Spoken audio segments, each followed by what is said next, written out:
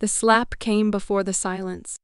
A sharp crack, skin on skin, loud enough to slice the room in half. My head snapped to the side. One earring broke free and skidded across the marble floor, spinning like it didn't know where it belonged anymore. Neither did I. 30 people froze, glasses hovered midair. Music died an awkward death. My father's hand was still raised. When I looked back at him, red-faced, righteous, convinced he'd just corrected something broken. "Give your sister the keys," he said. Calm, final, like he was asking for sugar at the table. I tasted blood, not from my lip, from my pride. My sister stood behind him, arms folded, unemployed for the 3rd year in a row, eyes already measuring the view from my penthouse. She didn't look surprised, she looked prepared. They'd rehearsed this. I didn't cry. I didn't shout. I bent down, picked up my earring, and straightened my spine. My mother avoided my eyes that hurt more than the slap. "No," I said. That was when my father decided to remind everyone who held power in this family. I walked out. No drama, no farewell, just heels clicking against the floor. 30 pairs of eyes burning into my back outside. The night air felt surgical clean. I reached my car, sat down, and let my hands shake for exactly 3 seconds. Then I took out my phone, and I pressed the button. I used to believe families couldn't betray you. That was my first mistake. I was the responsible one, the fixer, the daughter who didn't ask for help. Because asking always came with strings. I worked 2 jobs in my 20s, built a career quietly, bought my penthouse alone, every square foot paid for with my own exhaustion. My sister, Lena, learned early that tears were currency. If she cried, doors opened. If she failed, someone cushioned the fall I was expected to stand. She was allowed to collapse. I didn't resent her. Not at first. I told myself balance looks different in every family. I trusted my parents. That was my second mistake.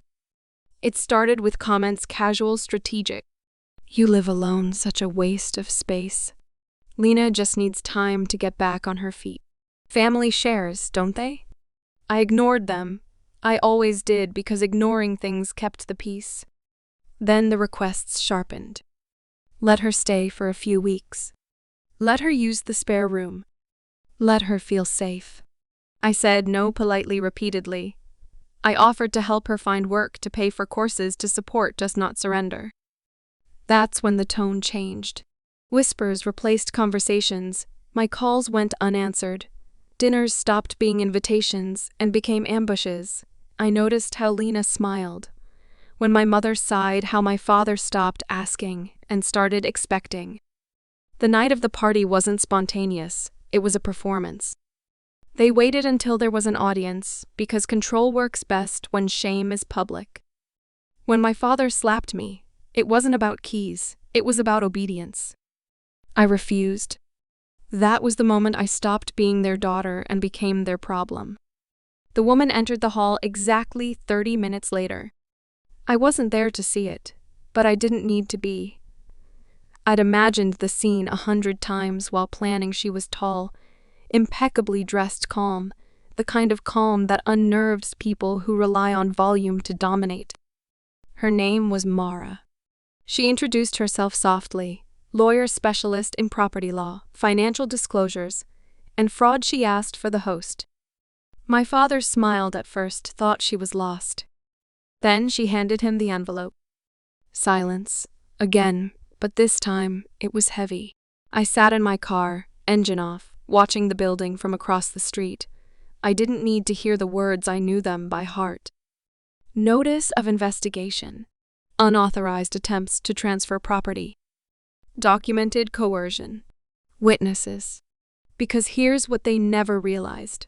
I had seen this coming. Months ago, Lena borrowed my laptop. She claimed hers was acting weird. She didn't know I kept backups. She didn't know I logged access. She searched for my property documents, downloaded copies, sent emails to a notary. She thought I wouldn't notice. My mother followed up with phone calls, pretending to be me. They weren't asking for keys, they were planning to take everything.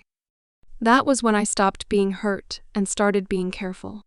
I documented everything: screenshots, call recordings, messages sent at midnight when they thought pressure would break me. I consulted a lawyer, quietly changed my passwords, secured my assets, put legal tripwires everywhere. And then I waited. I let them believe I was cornered. I let them think the party would finish me. Revenge doesn't rush, it arranges. Inside the hall, voices rose. My sister cried loudly, convincingly. She always performed best under pressure. My mother tried to explain, tried to soften the edges, tried to rewrite reality in real time. My father shouted. He always did when he felt control slipping, but shouting doesn't work on paper or law. Mara didn't raise her voice. She didn't need to.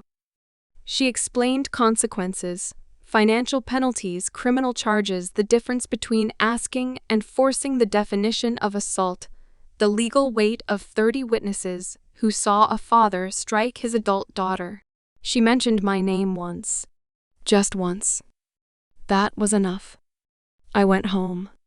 My penthouse was quiet when I walked in. The city stretched beneath my windows, indifferent and glowing.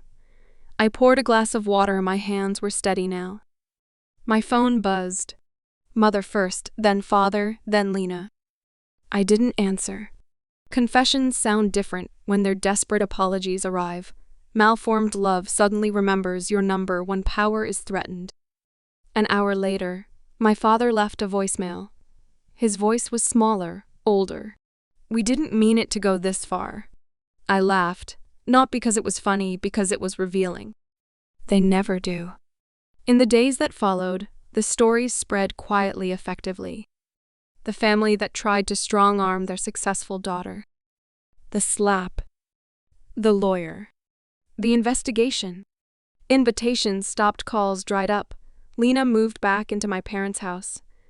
There was no penthouse, no view, no borrowed lifestyle. My parents didn't speak to me for weeks. Then months. Then never again. I grieved once briefly the family I thought I had, the illusion of unconditional love. But grief doesn't last when clarity arrives. Sometimes, late at night, I think about that earring, the way it spun across the floor while everyone watched. And no one moved. That was the moment I understood something fundamental. Love that demands your silence isn't love. Family that humiliates you isn't family. And power taken can always be taken back. I didn't raise my voice. I didn't strike back. I didn't beg. I walked out. I made a call. I pressed a button. And 30 minutes later, everything they tried to steal from me collapsed under the weight of the truth. I still live alone. I still hold my keys. And every time I unlock my door, I remember. The slap didn't break me. It freed me.